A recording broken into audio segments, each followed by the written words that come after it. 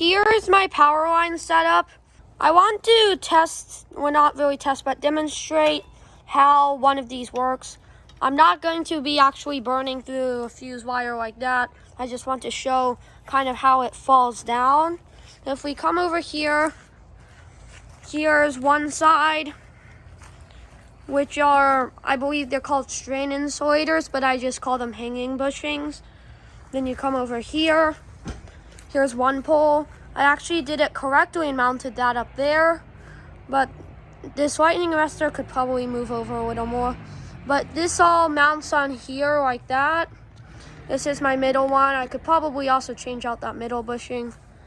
So if you come over here, here's the side I'm actually going to be demonstrating, which has this fuse, which I'm gonna show kind of how it falls down. So here is the fuse holders. So if I have this and take it up here, then normally it would be latched all the way up there, like this. But this little thing on the bottom, I'll put a close-up image right now, basically holds that against there. Your fused wire's inside there.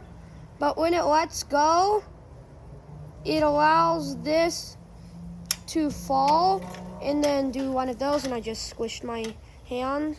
There's a little tab on the back right here because it can hit against here, and this is just to protect from it so it doesn't crack the barrel. So this one I just found without any fuse in it, but I'll do a slow-mo right now.